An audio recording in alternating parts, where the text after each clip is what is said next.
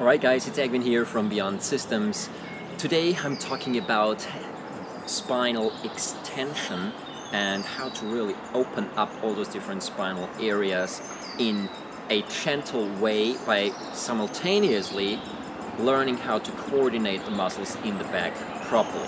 But before we get started, if you want to support me in being able to share more free content like that, then please check out my Patreon page, the link is down below, or also just click the subscribe button for that video. Alright, now with any further ado, let's jump right into the exercise. We're talking about spinal extension today, which in this case I'm talking about like things like this. But as so often, it's really about the details that make this exercise interesting. What I want you to do is start really low down here in the lumbar spine, and we'll gently work our way all the way up until we reach the top of the thoracic spine. Now, the exercise I'm proposing is not a very large exercise. You won't see extremely big movements or something like that. So it's really something that works mainly with your intent and with gentle, directed muscle activation. Here is what I mean by gentle, directed muscle activation. Our intent is, if those are two vertebrae, especially in my lumbar spine, to start with, then what I want is I want to activate my muscles in the lower back in such a way that I gently open my vertebrae in the lumbar spine to the front and slightly upwards. And then I'm gonna relax and allow them to float back into a neutral position. This release part is extremely important. It's probably the more important part than the activation part, because that's where a lot of new learning, also for the brain, actually happens, where we really build those new neurological connections, neuron connections, and really learn something new. From here, the simple thing is we start with awareness in the lumbar spine. So I suggest use one hand, or maybe even both hands, touch your lumbar spine, and then try to activate the muscles in the lumbar spine in such a way that your belly opens up a little bit to the front.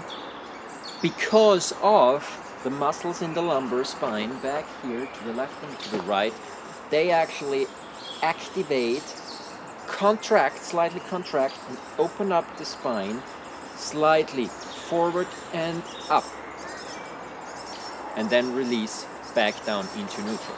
So from here, the only thing that I'm doing, the only thing that you see from the outside is this. I'm gonna put my hands away somewhere. It's this.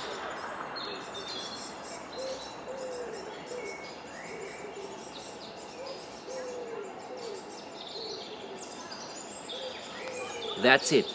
So there's a very conscious part where I contract my muscles in the lumbar spine, I open up to the front and up, and come back down.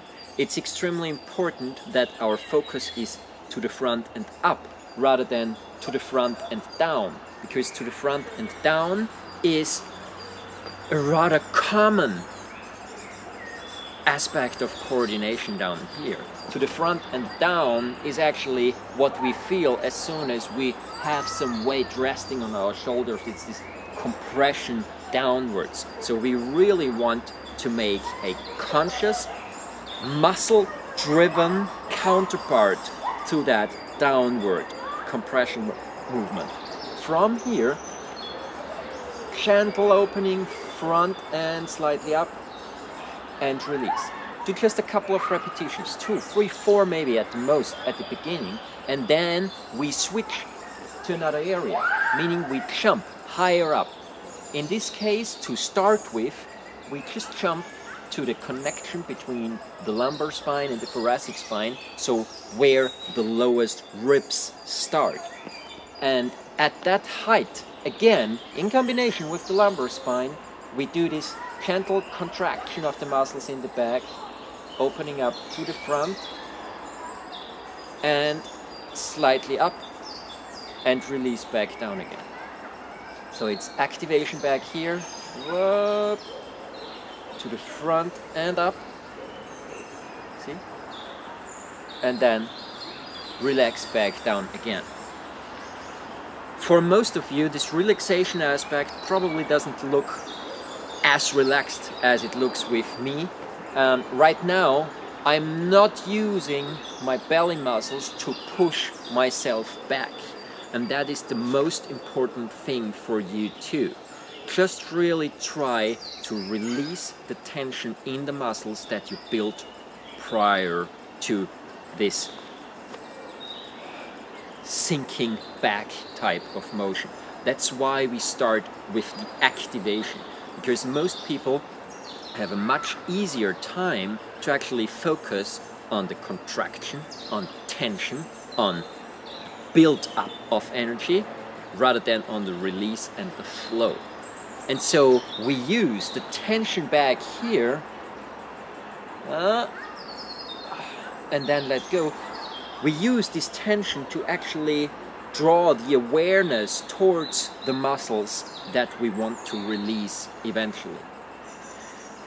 High tension in the lumbar spine is one of the root causes of a stiff neck, of headaches, sometimes even of migraines, also of really painful menstrual cramps in women and so on, but also for men. Tension in the lumbar spine often produces something like dislocated discs or prolapsed discs, or also a lot of tension in the shoulders, headaches, tension headaches, digestive problems, and so on. So that's why we're working with this and why it's really important to get down into detail. The third stage, we use the muscles higher up here between our shoulder blades, and we try to open up more the chest area. Now from here, it's the same principle. I'm simply gonna contract my muscles back here.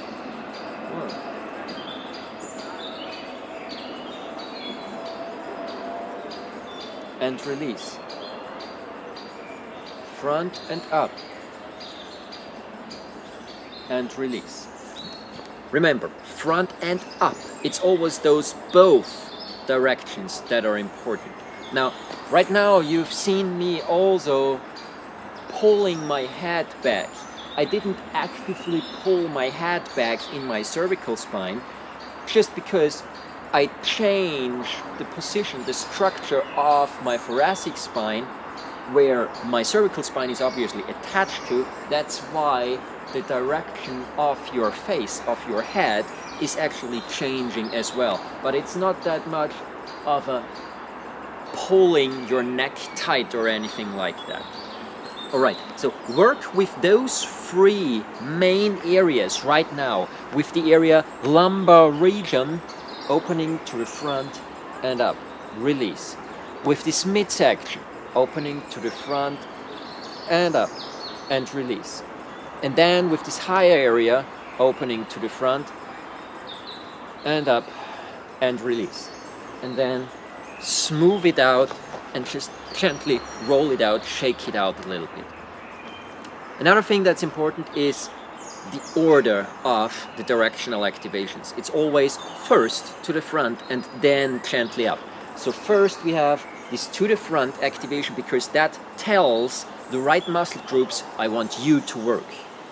If we focus on up immediately, then the only thing that most people have in their minds is, hang on, up is I compress back down, which brings me up. But that's not what I want. Instead of the focus on the compression, I want this focus on opening to the front and then up, on the opening rather than on the closing. And then the body, out of its own body intelligence, immediately knows which muscles to use. As I mentioned, the release part might be a little bit difficult at the beginning, but keep going. If you need, just forward and slightly up and release. And if this release doesn't feel good. If you don't feel you came back all the way into your neutral position, then just roll it out and shake it out a little bit before you even start with the second go at the same height. Just as a progressional idea here, if you are quite well in doing this, you can eventually use a lot more segments than just 3 main areas. Right now we use 3 main areas, but eventually you can use a lot more. You can use one down here, one in the midsection, one up there, or you can literally try to differentiate between all the different vertebrae in your back that you can find. And another thing here, if you differentiate that subtly between those different opening areas, there won't be a lot of difference if someone else looks at it from the outside or if you observe yourself in the mirror. I wouldn't suggest observing yourself in the mirror unless you stand face on to the mirror. So turning your head to the side while you do this exercise will actually distort the fascial system. So I suggest look to the front while you are doing this exercise so that everything is literally balanced out left, right as well. But here's the point. Like, we have some structures, obviously, like our rib cage, and because of those structures, it's impossible to open the midsection and gently lift it up without also lifting the chest. It's just when I do it in the midsection, lifting off the chest is a rather tiny movement. When I do it in the upper area back there, then literally the rotational axis is higher and I have more opening movement of the upper thoracic area and chest area. That's more something that you feel. It's something that's rather hard to see on a video or if you watch another person.